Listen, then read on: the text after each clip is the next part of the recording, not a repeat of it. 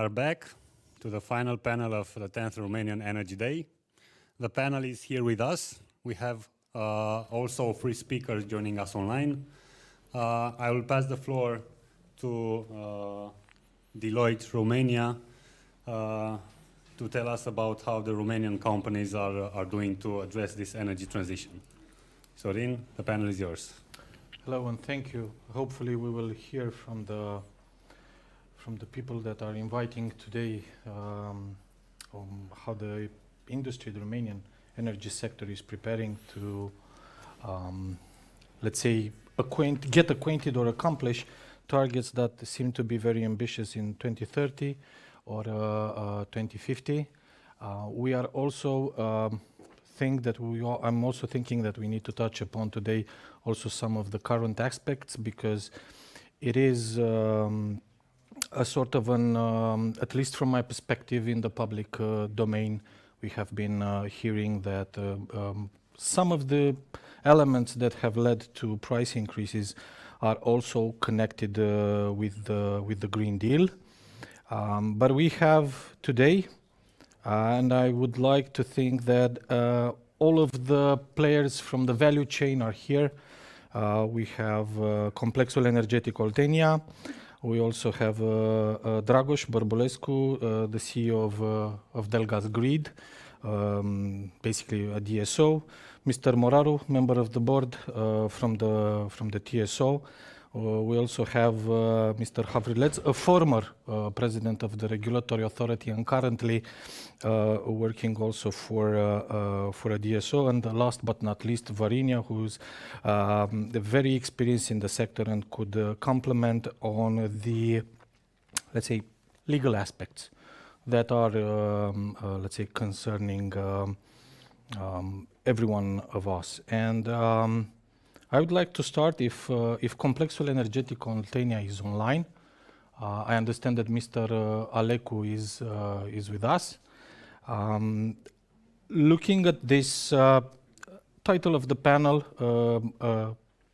full picture of Romania energy industry's reconversion. My personal belief is that the cornerstone of the National Energy and Climate Change Plan is still the decarbonization plan of Oltenia.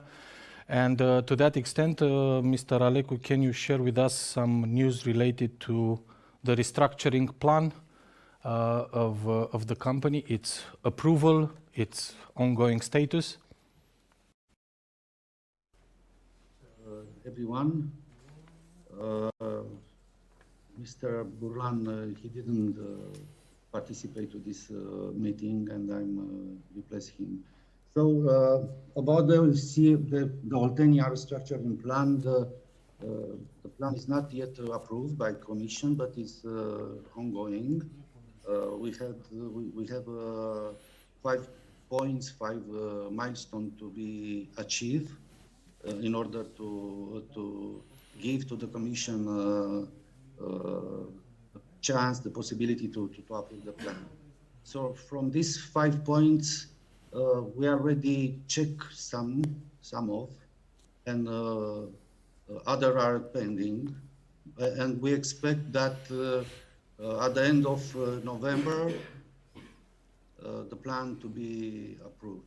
Regularly, each monthly, in fact, we have a meeting with the Commission to evaluate our progress with this plan, and they are confident that the approval will be there. So we start on this Monday, we start one of the most important process of our restructuring plan, and this process is SPV creation. If somebody of us read the paper of Financial News and Ziarul Financiar today, we already published a short announcements of this process, and we expect to finish to have the binding offer at the end of November. This is one of the most important process in our restructuring plan. I understand that one of the key points of the plan is to rely basically on instruments that have been created at the European, hopefully also national level that would address energy transition agenda. To that extent, besides the process of creating these SPV and establishing these companies, how much do you rely on this financing instruments for the success of the plan? Well, from the financing point of view, it is a public information that we already signed a mandate letter with the EBRD, and EBRD initiated the due diligence process with the environmental due diligence, and also the EBRD will syndicate the loan with Romanian commercial banks. So we are on this way. So basically you are pretty confident. I would then move to a next question that I would like to address to all the members of the panel, but first to you, Mr. Alecu. There are some, I don't know, discussions or statements that the Green Deal has influenced the current price hike insofar we are talking about the CO2 price. What is your personal view on that? My personal point of view is that, okay, the Green Deal, it is a trigger for this CO2 price increasing, but because this is the policy, but also the CO2 market is not, it's far away from its initially when it was created. It was created to help the polluter to make investment, and now it's only a financial market. So this, I cannot tell you that it's 100% only from Green Deal. And also one important thing is the gas price. You know very well. There are a lot of triggers in CO2, gas, of our energy cost. Hopefully, the Ordinance 118 will not apply in case of us. Well, basically following latest news, it seems that it would not be applicable to fossil fuels generators. But then going to Dragoș Bărbulescu, the same question.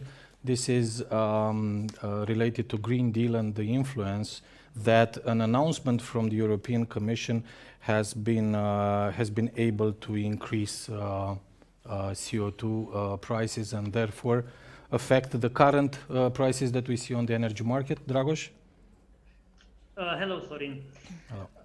I think we cannot say that one single factor can be made responsible. I think there are a number of factors that have contributed to what we are seeing today. It's definitely that, it's about also demand and supply affected by COVID. The fact that the demand has basically recovered from the fall in the COVID year, so last year. And therefore, I would not say, as I said also before, that there is only one single factor. Understood. Thank you. Let's go to Varinia. What is your opinion in that respect, in a sense that there is a public perception that energy transition drives currently prices up? Well, hello everyone. Very honored to be here with you. Thank you, Sorin, for the question. It has been a day full of opinions, information on this transformational stage where the energy sector is going through. And surely the policy and the legislation has a significant impact on the prices. So to some extent, of course, every measure and policy that are given at that are taken at the EU level and then adapted, let's say, at the local level, are very likely to have an impact on the prices, of course. Okay, thank you. I will go then to Mr. Havrilets because I will then pass to Mr. Moraru and then follow the questions on also the other aspects that we would like today. But Mr. Havrilets, I don't know how to address this question from the position of your former role as a regulatory authority president or from the current role of in Distribuție Energie Electrică România, because I think there are two distinct positions or they are not contradicting themselves. I think you're on mute. I'm okay. Okay. At first, very nice to be with you. This special Romanian Energy Day in Brussels, as I was presented every year, and glad to be today with you. Yes, being president of regulatory authority at first, and then following another role as operator in the very strong regulation regime.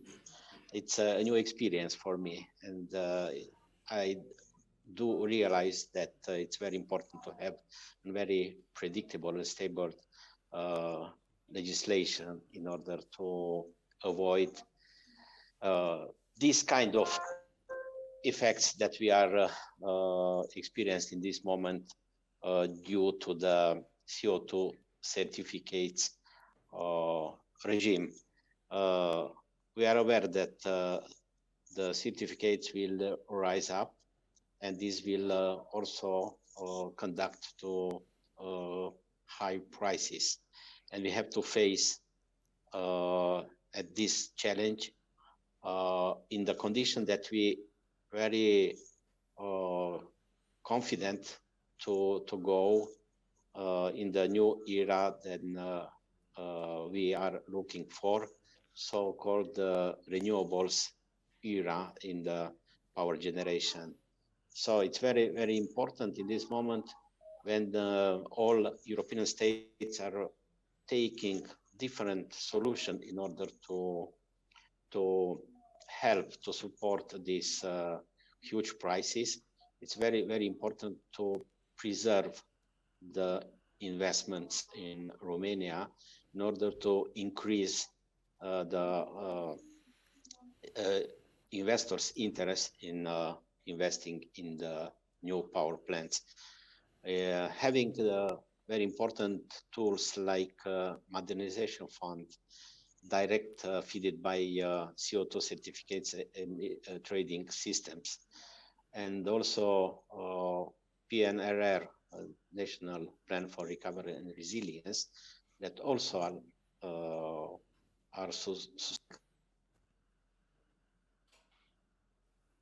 important to put in place appropriate measures. In this moment, Iranian Parliament, it's a huge debate in order to establish the measures. Very important that those measures do not be in the investors' interest, not against the investors' interest. That we are expecting that there will be some compensation regime in order to compensate the prices, but not to put a cap on the investors' activity. This is our expectation, and also being general manager and at an DSO, very important DSO. We are one of the most important DCOs in Romania.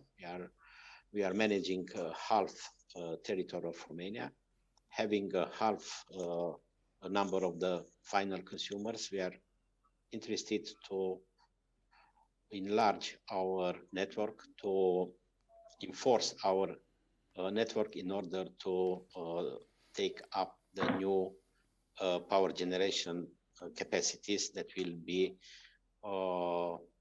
put in force, having very important European funds.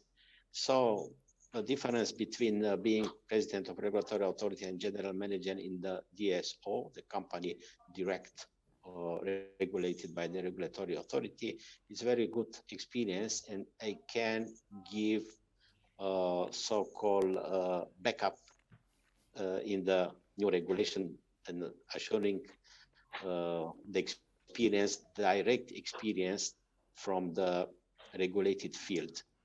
Okay. I think it's a good opportunity to offer direct information from the regulated field, and regulatory authority could be informed direct about the influence of the regulation they are taking. Thank you. And I basically understood that there are two financing instruments that have been sort of originated also within the, let's say, Green Deal thinking. We are talking about Modernization Fund and, of course, Recovery and Resilience Facility that comes, then I will come to you, Adrian. So I would suppose that you already have a project that has been approved for the Modernization Fund, so you would be happy with the higher CO2 prices.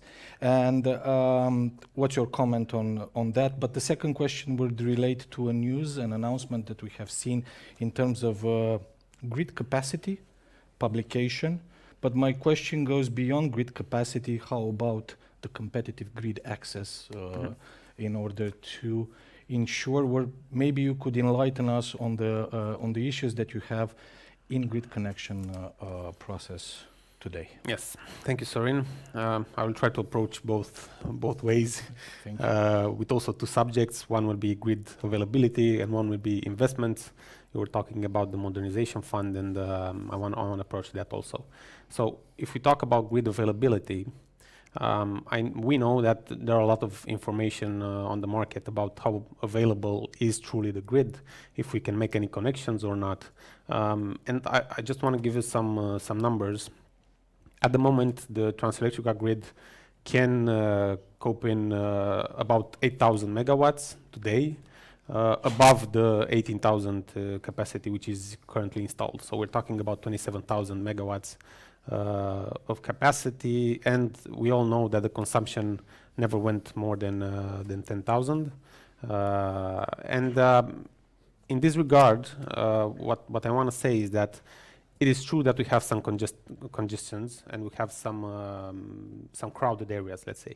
We all know that Dobruja is a very crowded area, and we know that the southwestern part of Romania is also crowded. But in the very near future, we will draft and we'll come public with a map showing exactly where the grid capacity is at the moment. And I think that we have more than enough today to cope with the needs we have today. And now, going on the next. Let's stay a little bit sure. on this grid availability. It's very good that we will have a map, but what you are basically telling us is that when you publish the map, there could be the situation in which some areas might show zero availability, and some areas might show some availability. And given this basically desire of the Green Deal package, and not only a clean energy package had also this insight, we are talking mainly about renewables. So again, there is a focus there. And to what extent the availability is going to be transferred into the costs? Because right now we have investors that would be ready to connect tomorrow, but if they encounter a strengthening network cost of 20 million euro, that would make, let's say, the process a little bit more complicated. Yeah, you're perfectly right, and that's why on the second subject of investments, I wanted and I will approach this matter. We know that Dobruja in the southeastern part of the country will probably be somewhere around zero today. But you were mentioning the modernization fund, and it's true that we have one project in a very advanced stage with that, and that project is situated exactly in Dobruja. Moreover, we came public with 20 projects like 2 months ago. We are trying to declare those 20 projects of national importance. We are on our way to do that in the near future. And more than half of those projects are in the Dobruja region. So what we are trying to do now is to come with those projects and be built sooner than they were expected. I will give you some examples. We have some projects that should have been finished in 2028, 2029 in that region.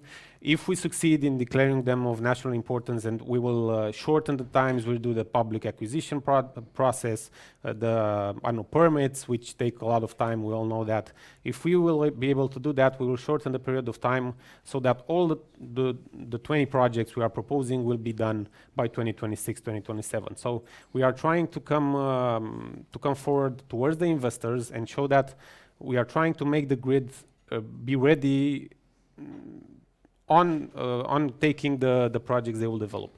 Again, we know that Dobruja is a very crowded region, but what we are trying to do with this map I was talking about is to show that we have a lot of regions in Romania, maybe with a little lower potential in wind, in solar, or in renewables in general, but we have a lot of regions in Romania that can connect the grid today, and the investors shouldn't have to wait 4, 5, or 6 years in order to be able to connect to the grid.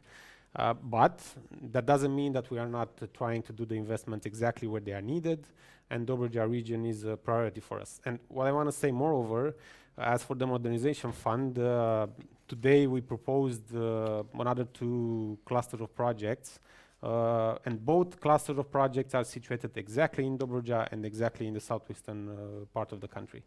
And you were talking about cost and how will that be towards the investors. And I want to say, or I want to approach more, how will these costs impact the consumer? Because we all know that the investments in Transelectrica, most of them are covered by the consumer in the end. And more investments in theory or even in practice are better, but means higher costs probably for the consumer. So for that, we made a strategy, a financing strategy, which we also published 1 month ago. And in this strategy, we split things like this: 50% of the investments will be from the transport tariff, so from the consumer. 30% of these investments will be made from let's say European, banks, and 20% from the modernization fund or other sources. Or other sources. Understood. Then, so let's go to the DSOs, because actually, if we can translate from the high voltage to high voltage, medium voltage, and low voltage, Dragos, grid capacity, grid availability, grid preparedness, and quite an interesting financing shares shared by Adrian. Do you have similar plans? How do you see this problem of accommodating still renewables in the distribution network? Quite a lot of them we know from the actually the situation published on the TSO website would like to connect not only to your grid, so to the DSO grid. And is this basically, can we think of European funds as a way to not, let's say, increase the distribution tariff in the future? Thank you, Sorin. So I think I would start first to mention the fact that we should start as a country from the objectives of climate neutrality and the Fit for 55 package. And from that point of view, we need to have, as soon as possible, a country strategy that should help us, all the players, transport, DSOs, and also production companies and investors in general, to calibrate and to, let's say, take the right decisions in terms of our investments. definitely European funds are one of the biggest sources that we can access, and those funds come with the advantage, you already mentioned that they do not impact the cost for our customers. So generally speaking, the right mix with the right objectives for investments would be the right approach for Romania and for all the players in the market. Now, of course, we have to have, you know, the players responsible for policy making to come and help the industry with the strategy, national strategy, and with, of course, the right tools and the right policies for incentivizing investments and helping us to make the right choices. That's one interesting point. The strategy, the national strategy, comes at the surface in many events, indeed, and many discussions. But I would like to ask Mr. Alecu, do you feel that right now we lack a national strategy in terms of your needs? Do you need a national strategy? Do you feel right now that what's missing for Oltenia is a national strategy? Of course, but not only for us, for the producer, distributor, or TSO. The last approved strategy, I think, it was in 2007. And from that time, all the company in the generation, all the energy company in Romania need to have a strategy, because you cannot go away without a global, without a national strategy, because sometimes the strategy, for instance, for us, the last strategy, it was a national energy and climate change plan, and it is a lack in this let's say strategic document of Romania, because you cannot swim without a target. But from now, the Fit of 55, it is indeed the Romanian strategy, energy strategy. And but like a approved document, this one can be there, must be there. And in my opinion, the strategy, the energy strategy, have to be approved in the parliament. Understood. No, very good point. Then I would go to Mr. Havrilets. And actually, as Mr. Alecu was mentioning, we have an action plan. Basically, the action plan is a follow-up to a strategy. And here I might draw a conclusion that based on Brussels requirements, we had to produce an action plan. And it is quite interesting what Mr. Alecu says. If I understood correctly, Fit for 55 should be our new strategy, in a sense, or should be the cornerstone of our new strategy. If Brussels doesn't tell us to provide a strategy, will we be able to produce such a strategy? It's very hard to produce, I don't know, so the specific strategy in the energy field because of lack of regulation in the national area. You know, you and your organization were involved in the issuing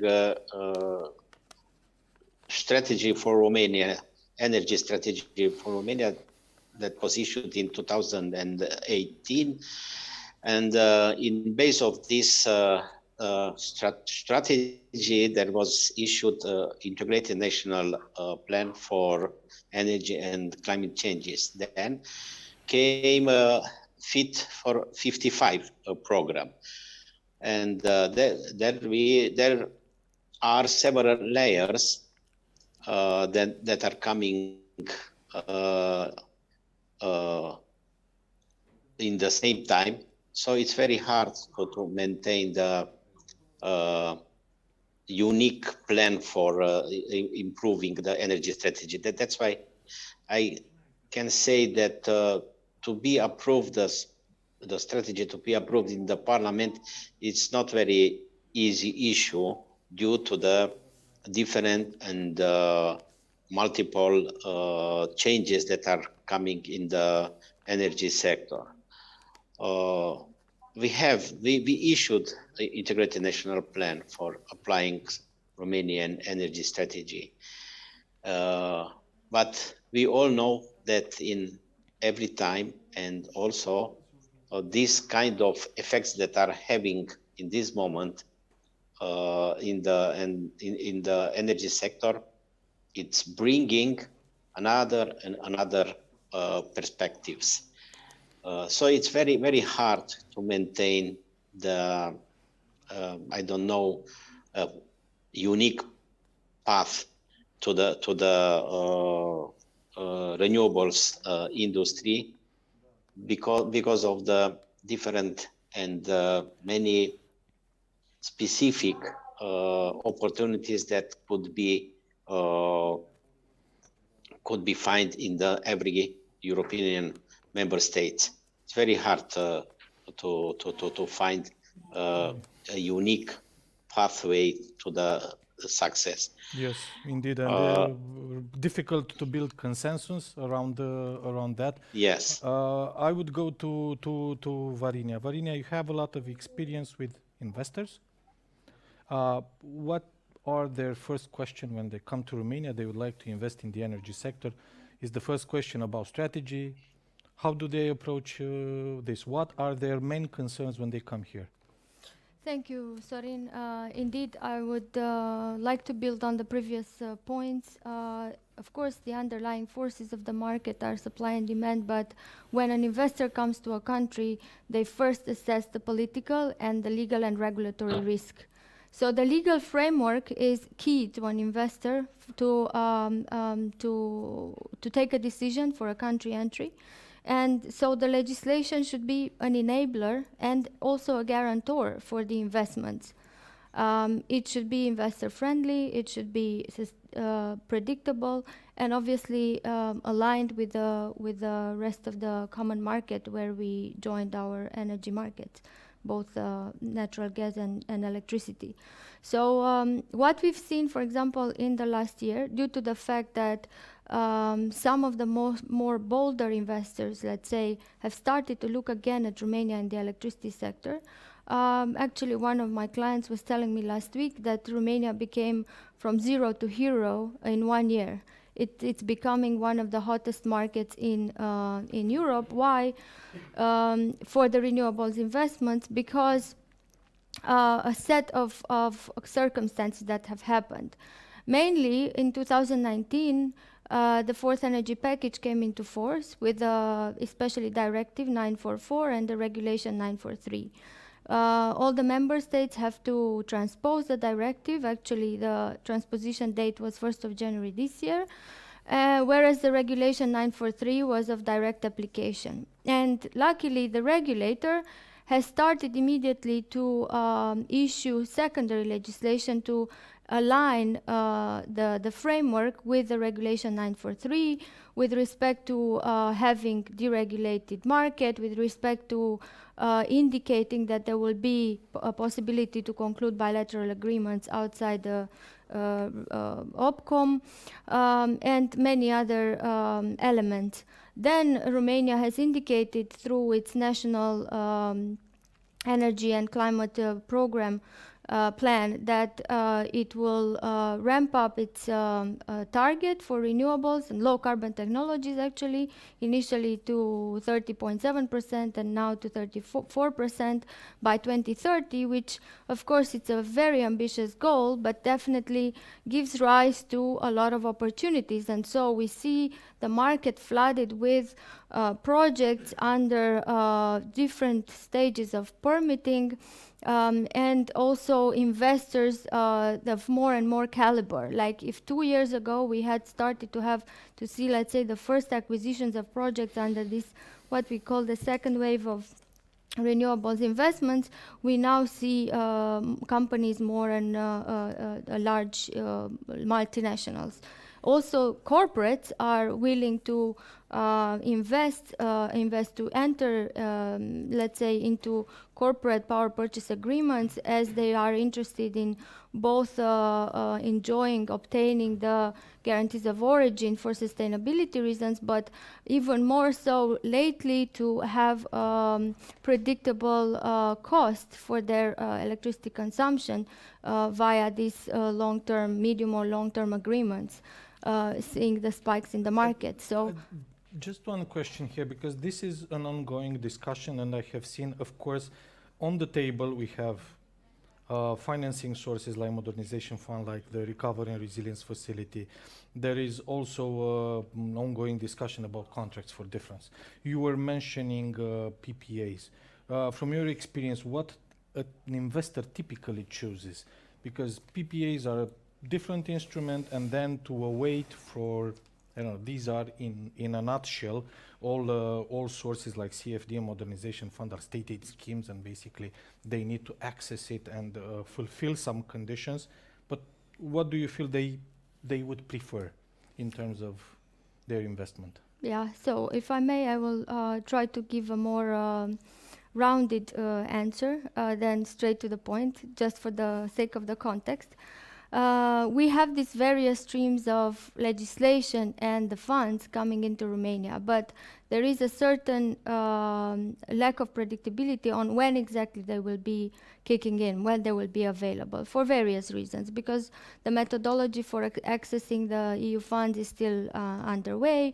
The CFD scheme is as well underway. So these are different mechanisms, different instruments, let's say legal instruments for the investors to stabilize, for revenue stabilization, like it was explained before in a previous panel, and use it for financing. So in Western Europe, we've seen that a liquid PPA market has really made the investments happy with only going to what we call merchant market. So whatever the market offers for medium and long-term contracts.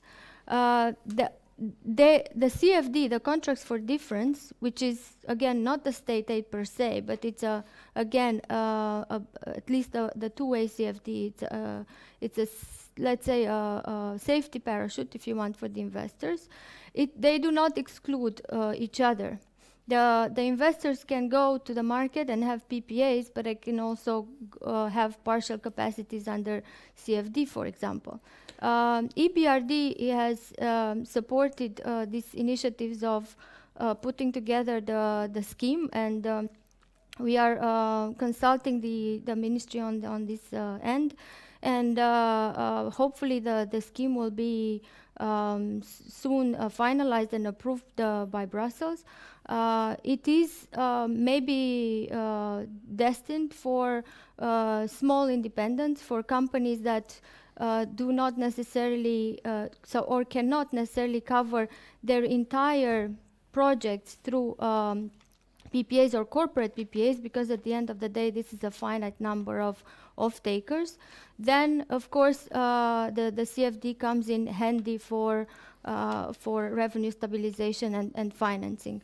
So there's a plethora of ways to let's say strategize on the investments. We see now in Romania very large projects of hundreds of megawatts or even gigawatts. So for these kind of projects you need multiple instruments. You cannot just have one PPA for 500 megawatts production, simply because there's not such an off-taker. So but again, we come back to basically the fact that we should rely on market mechanism. And this type of approach of a free market that works and is properly functioning, we have seen how quickly regulators or parliaments or governments have stepped in the current situation, and these are measures that profoundly affect the market mechanism, and we are not quite sure when markets will be back in, let's say, producing a sort of a price signal. So to that extent, I would go back to Mr. Alecu. It's market mechanism. Do you want a sort of a price looking forward on your restructuring plan and the business plan basically for the next, I don't know, 10, 20 or 25 years? You rely on financing sources, but you should, I think you made some calculations related to market prices. And you mentioned also the gas prices, and you also have a big capacity on gas that should be online, I don't know, 2025, 2026. Have you updated the plan with the new prices? Do these new prices affect your plan? So thank you for your question, Sorin. So when we notified the initial plan in that was in December 2020, let's say the business plan hypothesis, it was at that time, when the CO2 price, it was well, CO2 price increasing has a increasing speed, but not very a low speed, and the business plan, it was closed at that time. In June 2021, we recalibrate the business plan, and also we sent to the Commission, and we took on board, let's say, a price of CO2 in 2030 around 75 euro, and also we increased the price of gas with 20-25%. Now, what's happened now?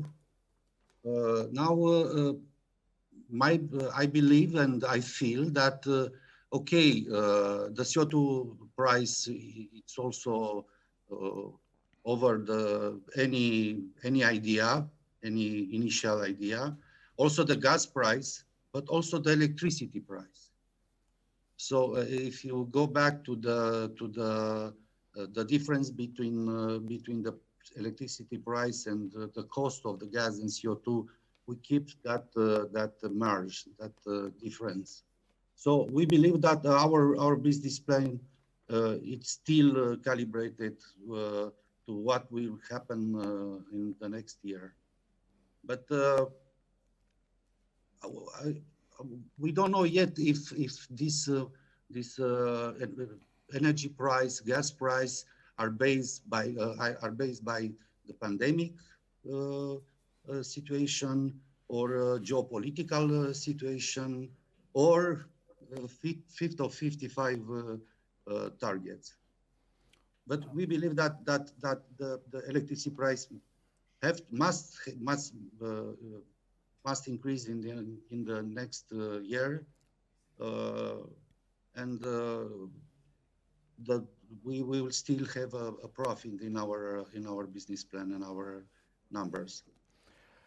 Then let's say that I would like to kind of wrap up on the energy prices of today, but also like to ask the TSO and the other two DSOs, how are you affected by this energy price increase?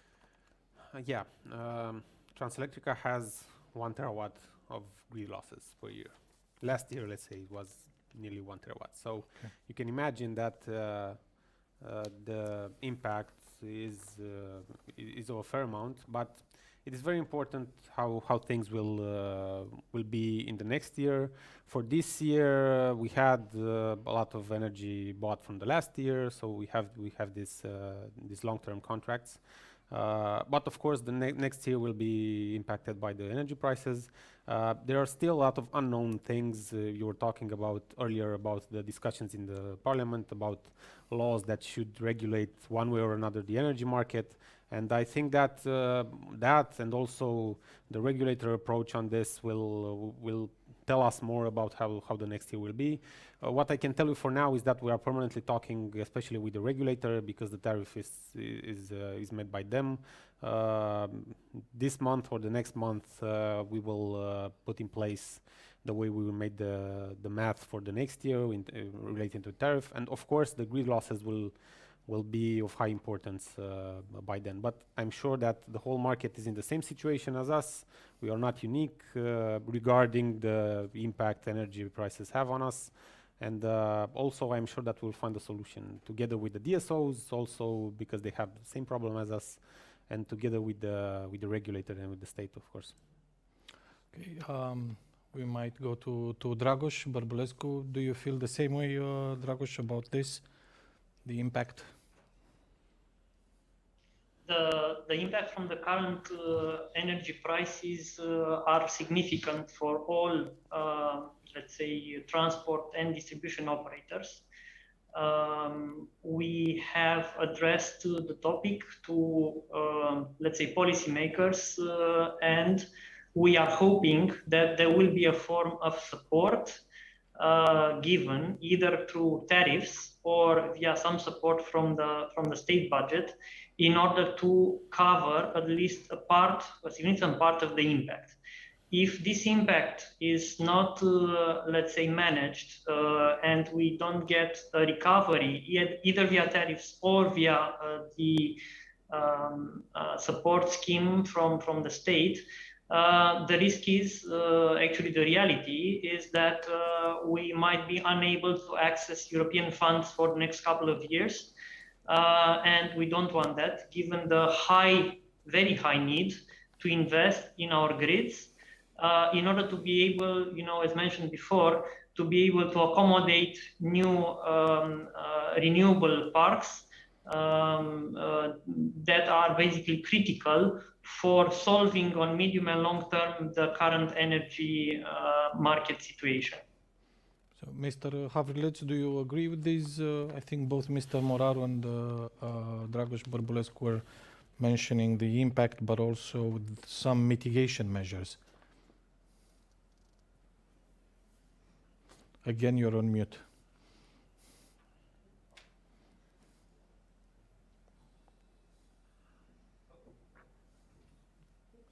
Sorry.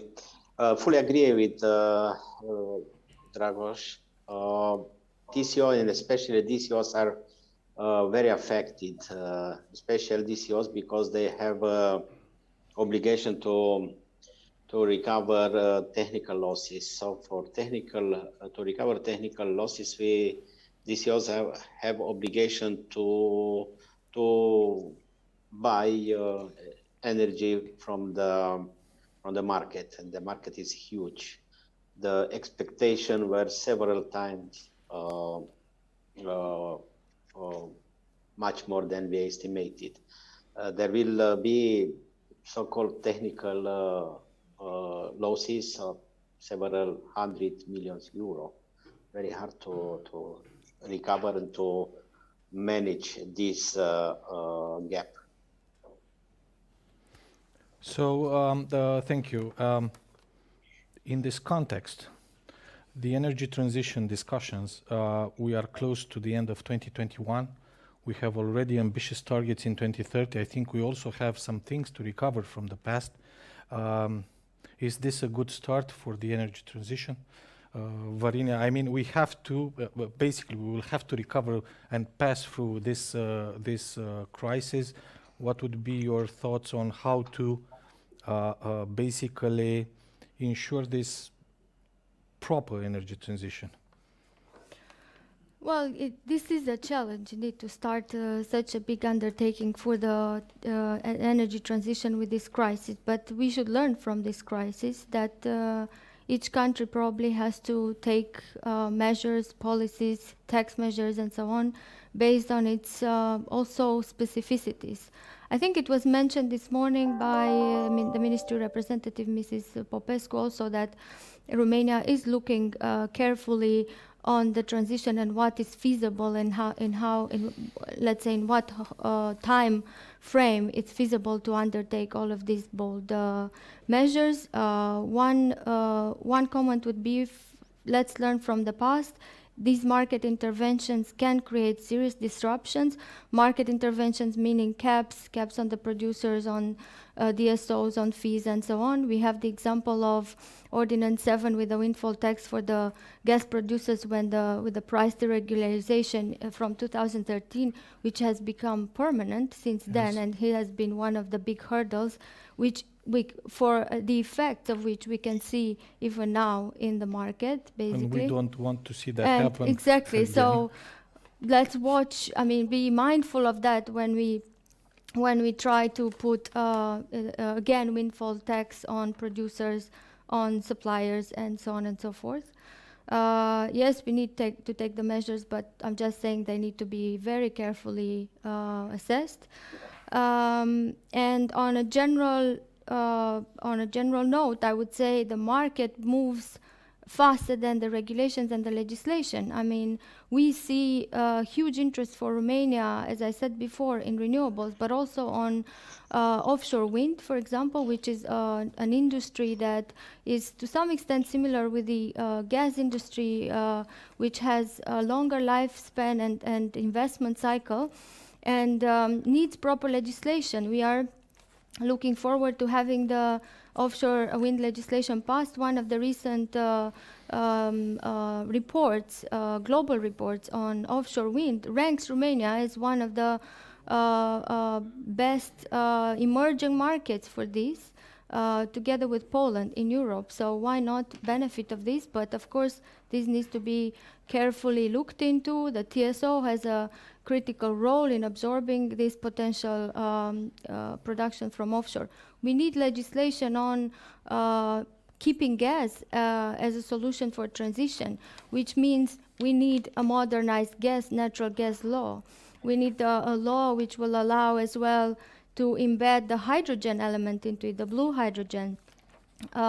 We just need to look at the successful model of Netherlands, Holland, who is the first producer of gas in Europe, but they have decided unilaterally to phase out gas and convert into hydrogen, and they have this amazing Hydrogen Valley project that has been taken live in less than 3 years. We need legislation for carbon capture and storage. We need to tap into the existing expertise of the oil and gas industry for geothermal solutions. And needless to say, the offshore oil and gas law to tap into the offshore gas. So. Exactly. Seems like a long list. Would like to discuss it about like a shopping list, because we have seen wish list, and we have seen this all over again. But Adrian, from your perspective, Varina was pointing out some legislative measures. From your perspective as a TSO, what would be the first, the top 3 measures that you would like to see happening in order for you to accommodate this energy transition process in which you have such an important role? Today we found ourselves in quite a difficult situation. We are already in a deep crisis if we watch the energy prices. And I would like to address this, let's say, from my economic experience perspective. I think that the free market is very fine. Worldwide, free markets succeed and have performances. But before going towards a free market like we have the energy market now, I think that everyone should think about what the implications of this will be in the future. Of course, that gas prices impact the energy prices. Of course, that CO2 prices impact the energy prices. But I think that these things should have been on the table of economists and on decision makers way before this happened. So well, apparently not. Yeah, that's because we tend to go in periods of let's say of economic boom. we tend to go even further. That's why 2008 happened, because in these periods of time of wealth, let's say, we tend to ignore the signs that show us that things won't be as good in the future. So I will come back to the TSO now. Of course, our main goal is to make investments. That's the job of the TSO. Well, of course, the job is to keep the system going, but the main strategic plan, let's say, should be to make those investments. What we are trying to do is not to affect the consumer as much as it will be if nothing will happen. So if things will go like this, we're talking about grid losses. The regulator has a way for the TSO and also for the DSO to recover these grid losses in the next years. But if we will go only with that, all the grid losses and all these big prices on the energy will transfer to the consumer. We have to find ways to stop that from happening, because it will be a huge impact for the whole economy. If the energy prices go high for the consumers, and I'm not talking only about people, I'm also talking about firms, about big firms. If the impact will be high there, then everything will go crazy. All products will double probably as price, and it will surely be a non-sustainable economy by then. We don't know if next year will be like this, but I'm sure that some kind of intervention should be made as soon as possible. And I think that the whole actors should be involved: the TSO, DSOs, all the producers in the energy. We should all give our perspective, and I'm sure that a solution can be found, especially because it's a European problem. Everybody is at this table, and we will find ways to solve this together. I'm quite sure that you have your perspective. It seems to us that not all times the perspectives of the industry players is heard of. Going to Mr. Alecu, top 3 measures for a proper energy transition.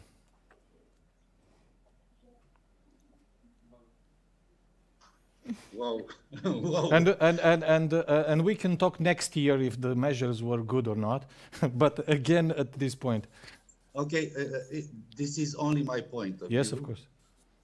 So first of all, because the energy transition in Romania have to be made by gas, based by gas. First measure, it's Black Sea. Okay. And because my company having planned to build around 1,030. Yes, it needs gas. 1,300 gas capacity. Second one is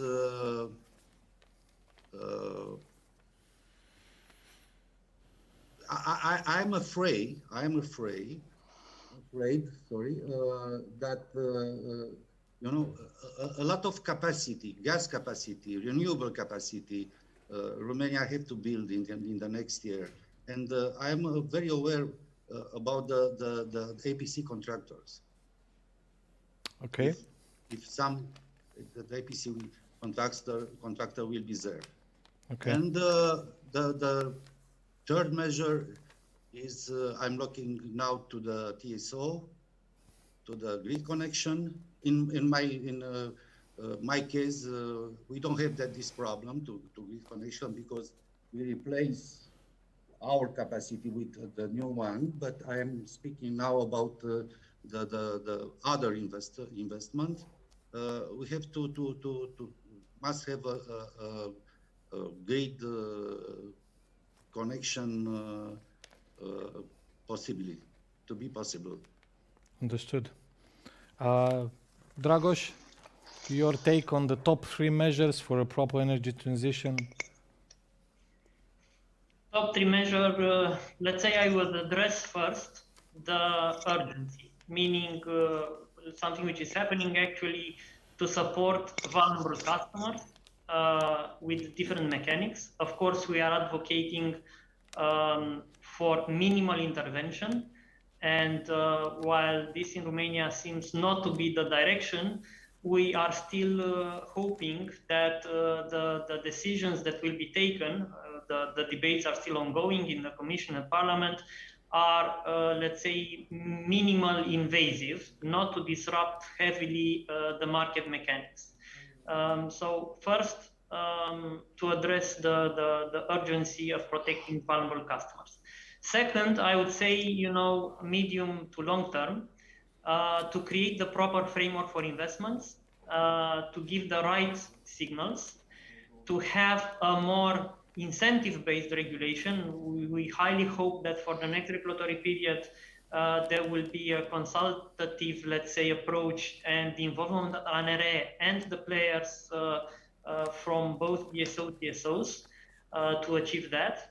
And as mentioned, generally speaking, more pro-investment regulatory framework, including more reliability and proper consultation of the business environment. Third, I would say, looking at the consumers, somehow all the elements that are taken into account have to be taken with a direction to help the consumers, to bring additional better services for the consumers and for our customers. So therefore, looking at the future, digital green grids, smart grids, more flexible and more energy renewable sources, we are prepared to come and to support that with our investments. We increased this year, just to mention, our investments with more than 50% compared to 2019. We plan for next year another increase that will basically double our investments compared to 2019. However, all these efforts are possible only in the, let's say, context of a proper and incentivizing regulation as mentioned. Thank you, Dragos. We go now to Mr. Havrillets. He, being the wisest of us all here, looking at his experience, last words from you on top 3 measures. Very kind, Sorin. Thank you very much. Yes, I do agree. All our panelists are proposing. On my list, it's at first offshore wind farm law, because we have a very good support coming from the World Bank. The second, it's on my list. It's finally transposition of European Directive 944, Yes. which are bringing very good provision for the energy market. And also we have EBRD support on this issue. And finally, we have to simplify the legislation that are according building permits for renewables, to simplify in order to boost investments in renewables. Thank you. I think I can close this panel by saying that the measures that have been, let's say, mentioned here address both short term. We are amidst of a severe energy price crisis at this point. God forbid about, let's say, security of supply. But also we are looking at long-term measures. To that extent, I think the energy transition needs to be better explained. I think Dragos was mentioning the point of view of the consumer. This is equally important. We are now facing a reconversion, and the theme of the panel was the reconversion. The reconversion might take a longer period of time or a shorter period of time, but it seems that it needs to address Romanian situation as of today. And as of tomorrow, I would fairly want to say sincerely that it seems that again we have a list of things that we wish for, and needs this type of things needs prioritizing. To a certain extent, a national strategy could do that, but let's wait for the next Romanian Energy Center conference in next year, and hopefully we will be discussing about what we were saying today. Were we right? Will we be at the same point that we are today? Hopefully not. And to all of you, thank you for the participation and for the valuable insights. I hope that for people that were watching us, we were at least a little bit interesting. And if we have questions, I don't know, Mihai or...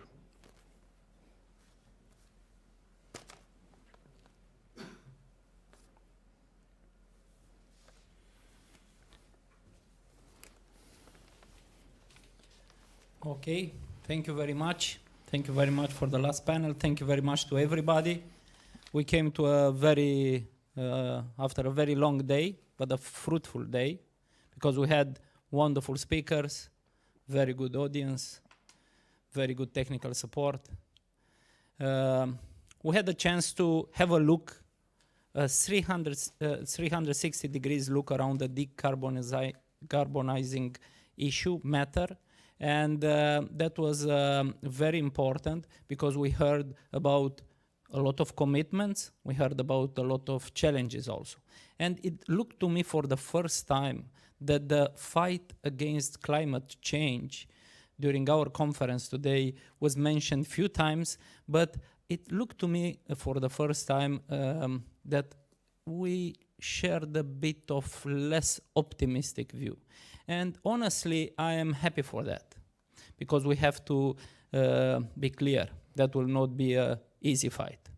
So it is our role as organization, Romanian Energy Center, to organize such events, to bring a platform of dialogue between specialists, policymakers, and to be present and to contribute to this long and difficult fight.